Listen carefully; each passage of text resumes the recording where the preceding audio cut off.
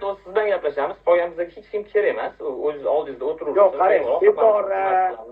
Yo'q, qarang, bitta narsada setora dedingiz. Yana boshqa narsalar dedingiz-ku, boshqa odamlar deyapsiz, gapirdingiz. O'sha insonlarni men u insonlarga javob bermayman, hali setora-yu, boshqa Farida-yu javob bermayman ularga. Chunki ular o'zi ham shatda o'tiribdi. Hozir faqat o'zingiz keraksiz bizga. Albatta faqat siz o'zingizga savol javoblarni beramiz. Savol javoblarimiz nimadan iborat bo'ladi? O'zi unaqa ko'p emas, bo'lsa bir 15-20 tadir maksimum bor savollarimiz. Iloji boricha men savollarimni beraman. Kechani o'zingiz bilan gaplashganingizda qanaqangi savollaringiz bo'ladigan bo'lsa, jonli efirda menga bering deb aytdingiz. Mana o'shaning uchun savollarim bor. Unaqa ko'p emas. 15 ta yoki 20 ta atrofida chiqadi. Men o'ylaymanki, savollarga qisqa va lo'nda siz ham javob berasiz. Men savollarimni qisqa va lo'nda qilaman va shu bilan prямой efirda tugatamiz. Sabab bu yerda juda ham ko'p odam shunchalik bizani hurmat qilib bu yerda kutib o'tiribdi, qarab o'tiribdi, masalaga oydinlik kiritishimizni xohlayapti. Hammani o'zini ishi bor. Shu qatorda sizni ham. Xo'p, agarda tayyor bo'ladigan bo'lsangiz, mana shu 10-15 ta savollarim bor. Shu savollardan keyin bemalol hammamiz o'zimizni ishlarimiz bilan yana ham mashg'ul bo'lamiz. Tayyormisiz? Tayyorman aka. Xo'p, avvalambor meni ismim Javohir, tanimaganlar uchun, chunki bu yerda yana yangi o'g'rilar ham bor. Ismim Javohir, familiyam Sultonov. Dalil ommaviy axborot vositalari rahbari va asoschisiman. So'nggi kunlarda ijtimoiy tarmoqlarda keng muhokamalarga sabab bo'lgan, ya'ni o'sha Koreyadagi Nozimaning o'limi yoki uni o'ldirilishi. Bizda hozir bu narsa albatta hozircha vaпрос bo'lib turibdi. Shu muhokamalar bo'yicha biz o'zimizning jurnalistik surishtiruvlarimizni amalga oshiryapmiz. Bugun mana siz bilan gaplashdik, kecha qizni onasi bilan gaplashdik, Koreyadagi yugan qizlar bilan gaplashdik, ko'pchilik bilan va bu narsa hali o'zini nihoyasiga yetgani va yana dashi davom etadi. Xo'p, demak bizning birinchi savolimiz, Avaz aka, siz o'zingiz Nozimani o'zini o'zi osib o'ldirganligiga ishonasizmi? O'zimmi?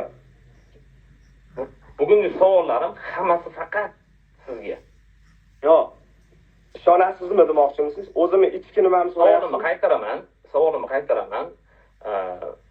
Marhuma Nozimani o'zini o'zi osib o'ldirganligiga siz ishonasizmi o'zingiz?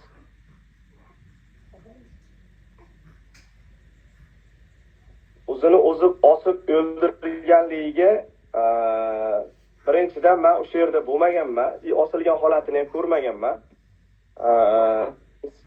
Bizga Farida opa, Melisaxona bilan gaplashgan, yonimda yurgan opa.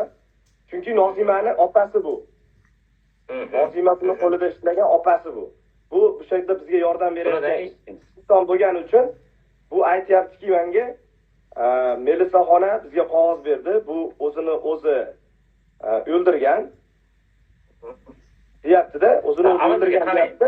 Melisaxona ham o'zingizda fikringiz bilan aytib keting, bizga u Farida opa ular bilan hali yana alohida chiqishamiz. Chunki har bitta odam bilan alohida gaplashishimiz kerak. Mani fikrimcha buni politsiya hal qiladi. Men buni onasiga ham boshida aytganman.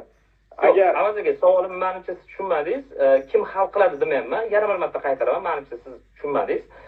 Nozimaning, marhuma Nozimaning o'zini o'zi o'ldirilishiga, ya'ni o'zini o'zi osib o'ldirganligiga siz o'zingiz Koreya yangiliklari bo'lib ishonasizmi?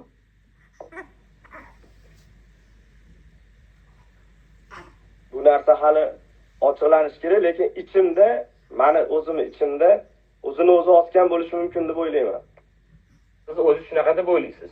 Siz ijtimoiy tarmoqlarda o'zini o'zi osdi deb mana o'sha xabarni siz chiqardingiz. Demak, siz hozirgi gapingiz bo'yicha shu, ya'ni oldingizda o'tirgan Farida opani gaplariga siz ishondingiz va o'zingiz ham shunaqa deb o'ylaysiz. Melisa ham bizga telefonda xuddi shunaqa deb aytgan, men eshitib turgandim shu paytda. Xo'p, tushunarli. Birinchi savolingizga javob qabul qildik. Savolimiz javob. Ikkinchi savolga o'tadigan bo'lsak,